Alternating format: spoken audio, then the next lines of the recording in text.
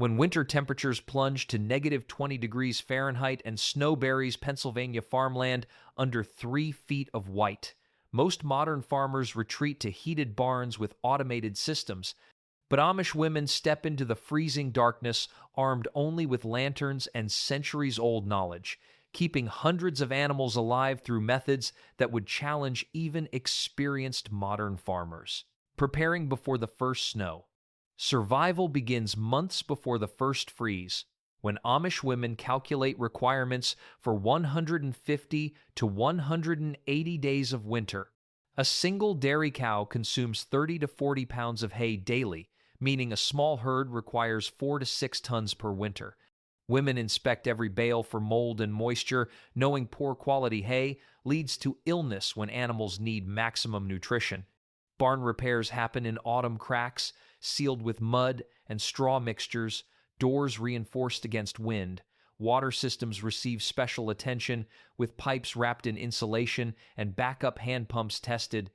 Bedding material is stockpiled in quantities that seem excessive until winter proves otherwise.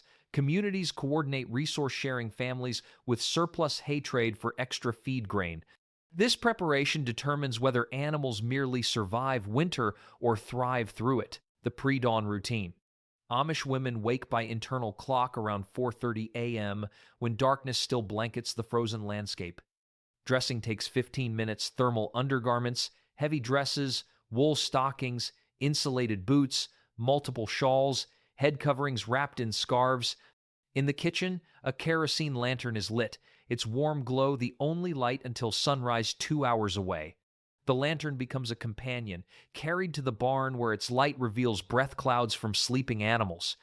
Temperature assessment happens not with thermometers, but by how quickly breath freezes and how animals cluster together. Women move methodically through the barn, checking each animal by lantern light for signs of distress, injury, or illness. Breaking ice on water troughs begins immediately. The ice can be 2 inches thick after a single night. Frostbite checks come next, examining ears, tails, udders, and extremities for telltale white patches that signal tissue damage. This routine, performed in numbing cold and darkness, sets the foundation for animal survival through another winter day. By the time most people wake, Amish women have already completed 2 hours of labor that determines whether animals live or die. Water, the constant battle. Water represents the single most time-consuming winter challenge. In temperatures below 20 degrees Fahrenheit, water freezes solid within 2 to 3 hours, meaning troughs must be checked 4 to 5 times daily. A dairy cow requires 30 to 40 gallons of water daily, more in winter when dry feed increases thirst. Horses need 10 to 12 gallons. The mathematics are brutal. Breaking ice for 100 animals multiple times daily consumes 3 to 4 hours of hard physical labor. Women develop techniques for ice removal that minimize water spillage and animal stress. Some communities use wood-fired water heating systems, large tanks where fire heats water that's then carried by bucket to animals. Insulated tanks buried partially underground, slow freezing, but don't prevent it.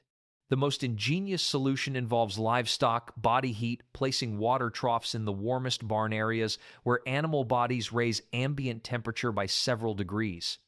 Dehydration in winter is insidious. Animals stop drinking when water is too cold, leading to decreased feed intake, milk production drops, and eventually organ failure. Women learn to recognize subtle signs: sunken eyes, dry noses, decreased urination, skin that doesn't snap back when pinched.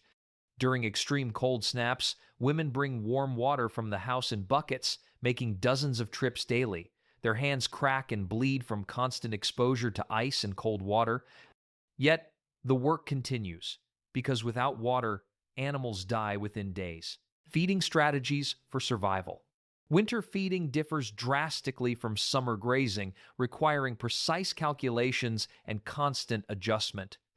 Animals need 25–30% more calories in winter just to maintain body temperature, meaning feed quantities increase substantially. Hay becomes the primary food source, but not all hay is equal. First cut hay with higher protein content is reserved for pregnant and nursing animals, while second cut maintains the general herd. Women inspect hay before every feeding, checking for mold, dust, and ice formation that makes it dangerous to consume. Feed schedules revolve around temperature. When cold snaps hit, animals receive extra rations before nightfall to fuel overnight heat generation. Grain supplements are measured carefully, balancing nutrition against limited supplies that must last until spring. Dairy cows receive protein-rich feeds to maintain milk production, while working horses get energy-dense grains for sustained labor. Storage protection becomes critical. Feed rooms must stay dry, but not warm enough to attract rodents. Snow infiltration through barn walls can ruin entire feed supplies overnight. Women develop systems for rotating feed stocks, using oldest supplies first while protecting reserves. The economic pressure is intense. Feed costs can consume 40–50% of winter farm budgets, and running short means purchasing at inflated winter prices or watching animals lose dangerous amounts of weight. Feeding happens twice daily, but the work extends beyond distribution. Women monitor how much each animal consumes, noting decreased appetite as an early illness indicator. They adjust individual rations based on body condition, pregnancy status, and work demands. This individualized attention, impossible with automated systems, keeps animals healthy through months when nature provides nothing. Dairy cows in freezing conditions.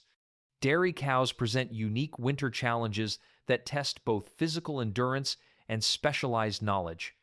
Milking happens twice daily, 12 hours apart, regardless of temperature, holidays, or personal illness.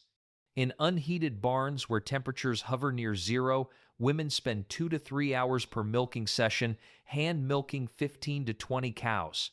The physical mechanics become excruciating. Fingers stiffen within minutes, making the rhythmic squeezing motion increasingly painful. Women develop calluses and joint problems from years of cold weather milking, but stopping isn't an option. Unmilked cows develop mastitis, a painful udder infection that can turn fatal and permanently damage milk production. Before milking begins, udders must be cleaned and warmed. Women use warm water carried from the house, gently washing each cow's udder to stimulate milk letdown and prevent frostbite on sensitive tissue. The contrast between warm udders and freezing hands creates its own discomfort. Milk flows slower in cold conditions as cows' bodies conserve heat, extending milking time.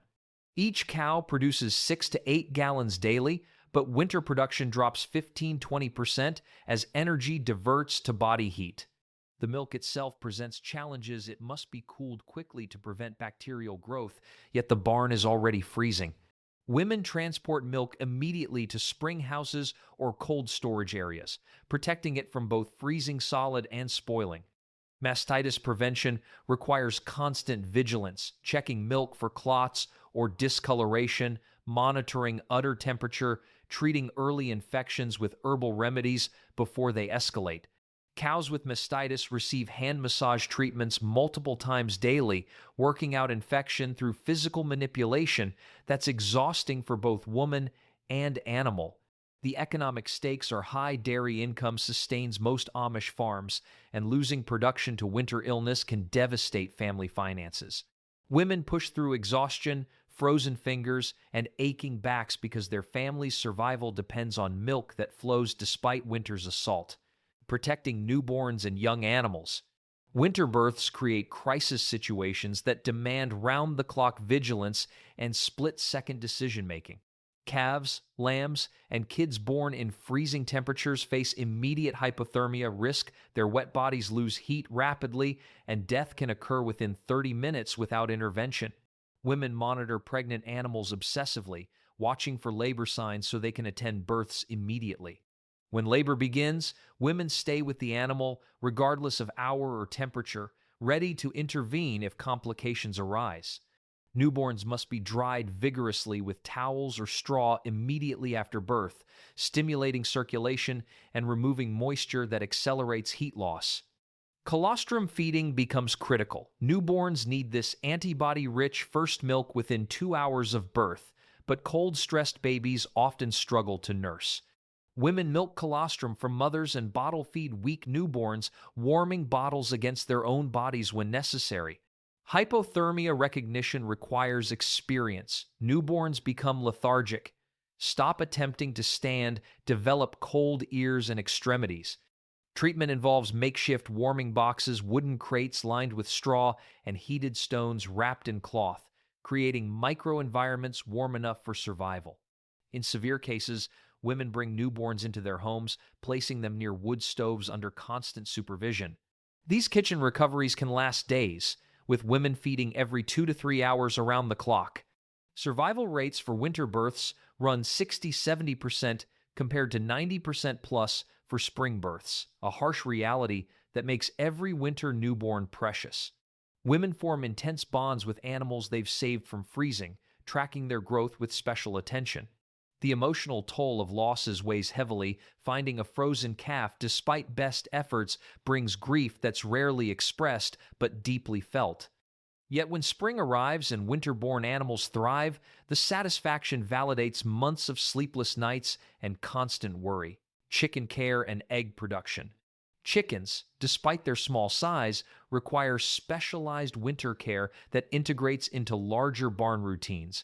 Coop winterization begins in autumn cracks, sealed against drafts, roosts positioned away from walls, deep bedding layers that generate heat through decomposition.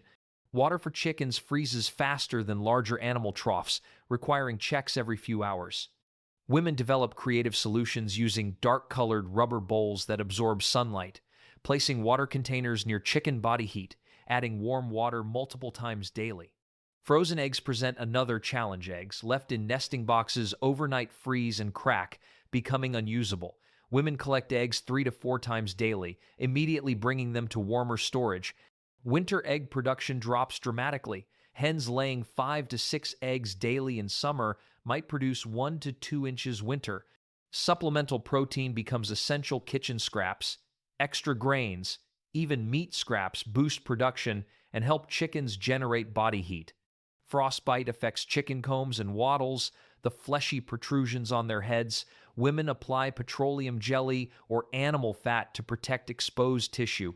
Despite best efforts, some chickens develop blackened, damaged combs that never fully recover. Predators become desperate in winter. Foxes, raccoons, and weasels attack coops more aggressively. Women secure coops at dusk, checking for breaches that could allow nighttime raids that would devastate flocks. Horses, the working partners. Horses occupy a unique position in Amish life. They're not just livestock, but essential partners for transportation and field work. Winter care reflects this special relationship. The blanket debate divides communities. Some believe horses develop better natural winter coats without blankets, while others blanket during extreme cold. Women who choose blankets must remove them daily for grooming, checking for rubs and pressure sores, then re-blanketing before nightfall. Hoof care becomes critical on ice, and snow-packed snow in hooves causes lameness and discomfort. Women pick hooves daily, removing ice and checking for cracks or infections. Some apply grease to hoof walls, preventing ice accumulation. Colic, a potentially fatal digestive condition, increases in winter when horses drink less water and eat more dry feed. Women monitor manure production obsessively, noting changes in quantity or consistency that signal problems. Exercise maintains horses' working condition during less active winter months. Women lead horses through snow for daily movement, preventing muscle loss and boredom.